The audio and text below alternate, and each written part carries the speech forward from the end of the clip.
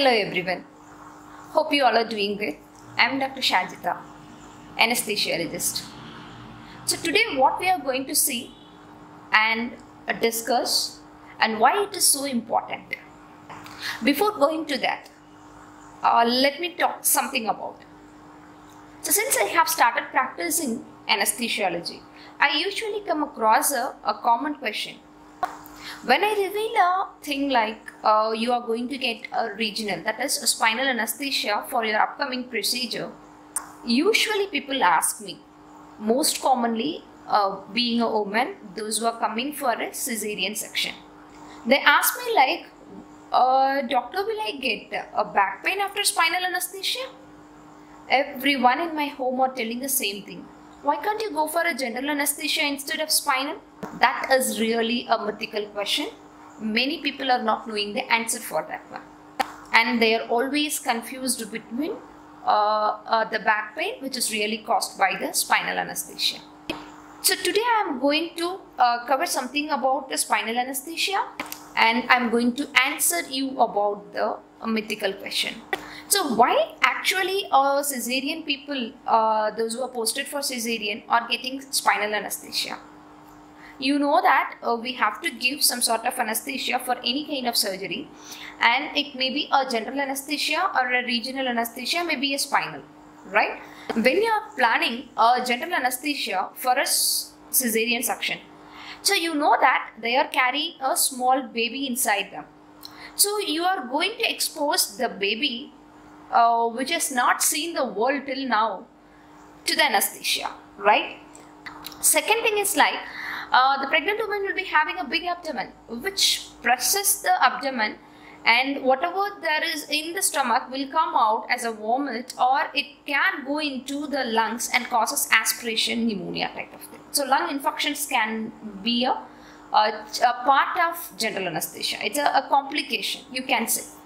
And another thing is like when you give general anesthesia for a pregnant lady after delivery, when they are coming out from anesthesia, it takes some time and they need to be in an ICU care for observation.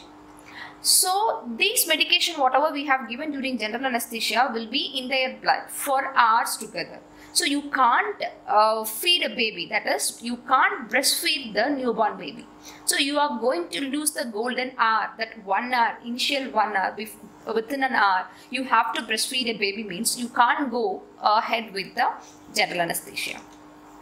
So when you go for a regional anesthesia, that is the spinal anesthesia, you are going to avoid, say no to all the complications which can be caused by the general anesthesia. Right, so that is why we always advise a regional, that is a spinal anesthesia for a pregnant lady. Okay, so now we will see a few things about spinal anesthesia and how we are going to give. Every human is having a vertebral column inside which the spinal cord is going on. The spinal cord gives out so many nerves. Okay, those nerves are supplying your body parts according to the level. Okay, all these nerves are surrounded by a few layers, lining layers. Between each lining layer, there are few spaces. One of such space is subarachnoid space, where you will be getting a fluid called cerebrospinal fluid, which actually acts as a cushion to the nerves, and it will prevent damages to the nerves. When you inject an anesthetic drug into that space, that fluid moves ups and down. So the drug moves up and down and covers few nerves and make the nerves numb. So the body area which are all getting supplied by those nerves will get numb and pain-free. So which will be ideal for the surgery. So how you will give spinal anesthesia? We will make the patient either sit upright or lying down on either of their side, clean the back and locating a good space to deliver the spinal anesthesia. After that, we will numb that area with the local anesthesia, and then using a specific needle for delivering the spinal anesthesia, we will get into the subarachnoid space. After seeing the clear fluid coming out through the needle, we will inject the anesthetic drug to make the nerves numb. After a few minutes, your half of the body will get numb and you can't move those limbs. It will last for 2 to 3 hours. Okay, this is what happening during the spinal anesthesia. So, will the spinal anesthesia cause pain? Now the question comes. So, for your question, I am going to cut this article, which is Anesthesia and Analgesia article, which has been published in 2016. In this journal, they have made a review article. So after searching 93 articles about the back pain and regional anesthesia, they have concluded the following points. What they are saying? Yes, spinal anesthesia do cause back pain, but to your surprise, it is not different from general anesthesia. The intensity of the pain is very less and it lasts only for a day or two. So they are saying also the risk factor for getting back pain post spinal anesthesia are the following. Pre-existing back pain. That means that people are already having a low backache for some other reason, maybe some anatomical or pathological thing. And those people, those who are getting spinal anesthesia, are prone for getting a persistent chronic back pain. Second thing is like the duration of the surgery. Any surgery which lasts more than 2.5 hours. So you are going to lie immobilized in that particular position, whatever the position may be, whether it is a supine, lying supine, or you putting your legs apart, a lithotomy position, whatever the position may be, you are going to be immobilized for next 2.5 hours to 3 hours. That means that you are going to immobile in that same position. In that position, you are going to get a back pain. And another thing is like, if they are, there may be some tissue injury when you are putting a spinal needle inside. The tissue injury may be an injury to your bone, injury to the skin, injury to the muscles, injury to the ligament. These things are always tend to cause some inflammations and a localized pain. The muscle laxity, whatever, whether maybe a general anesthesia or the spinal anesthesia, it's going to relax all the muscles, ligaments and support, which are supporting the vertebral column. So when the things are getting relaxed, the support will be lost in that area and you are going to get a back pain. Other things are like pelvic rotation in the positional, depends on the position, and obviously the pregnant ladies. I will be discussing about that exclusively in the later part of this video. And also the obesity. Obesity means if your BMI is more than 32, and obviously the technique of the spinal anesthesia is going to be a little difficult and you are going to get a multiple tissue injuries. So in that case, you are going to get a persistent back pain that also not very long lasting. Previous spine surgery may alter your anatomy so that the technique will be a little difficult. So you will be getting multiple attempts of getting spinal anesthesia. The attempts increases more than 2 attempts, then it going to cause you a back pain.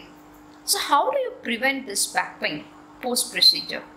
The thing is like you have to inform your anesthesiologist when you are coming for the pre-anesthetic checkup only that if you have any previous spine surgery or anything you have in the past, that is any chronic backache. So that anesthesiologist will prepare their mind that you are going to get this difficult spine. The necessary equipment should be kept ready, or we will be planning some other alternative for your procedure. And choosing a finer needle. Now it is an advanced era. Okay, we are having a very fine needles like this and the pic. Like one is 26 gauge Whittaker, another one is 25 gauge Quinky, which we are using more commonly nowadays. The width of the needle is less than 0.4 millimeter. So it is not going to cause much trauma to you. In the olden days, they were using wider needle, so it caused much pain. Nowadays, no worry about that one. Many of my friends have asked why the pregnant female post delivery they are getting pain. So you can take whatever the delivery method is, whether it is a normal delivery or a cesarean delivery after giving you spinal anesthesia. But the incidence of getting a back pain will be equal. The prevalence of back pain after a delivery approximately 50%. So the thing is like why these pregnant people are getting more incident of back pain. The first and foremost thing is like the hormonal changes which are happening during the pregnancy. The hormone called relaxin, which produced in your body during pregnancy, which causes relaxation of your all muscles and ligaments around that pelvic area and the lower back area, so that your delivery will be normal. This is a natural phenomenon, God's gift, that it's naturally happening. But because of the relaxin, over-relaxation of your back muscles and the ligaments causes a weak support to your back and causes a back pain. Okay, that is one reason. Another thing is over-gaining of weight during your pregnancy. Because of your over-gaining of the weight, you are going to stress your spine, so that you are going to get a low back pain. The postures which you are maintaining during your pregnancy, the lordosis, okay, which are again going to cause strain on your spine, and you are going to get a back pain. Increased abdominal width, okay, the girth of your abdomen also going to put a weight on your spine, and you are going to get a back pain. So there are so many reasons the pregnant lady can get a back pain. Okay, so whether it is a normal delivery or a cesarean delivery, you are going to get a back pain post delivery. So how can you prevent this one? So for that, you have to approach a doctor, and the doctor can guide you doing certain exercises to strengthen your back muscles and ligaments. Okay, so what you have to do is, you may go for some aerobic exercises or an yoga, acupuncture therapies, add some soothing like massages, hot water fomentations to soothe that one.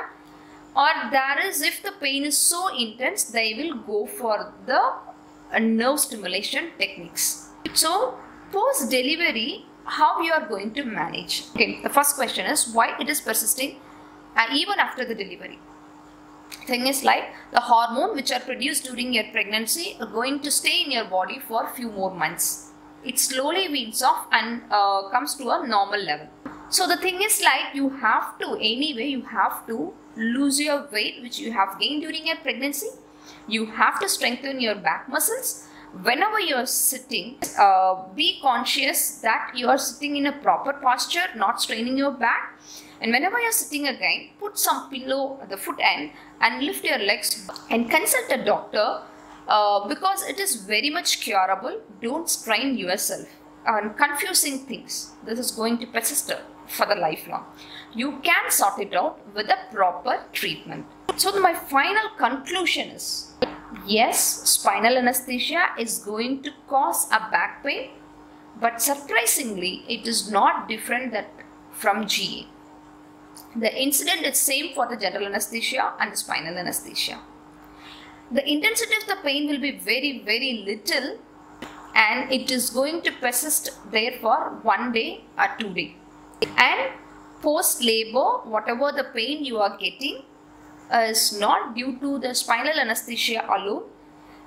There are many other reasons for your post delivery back pain, which can be very well preventable using a very fine needles, the spinal needles.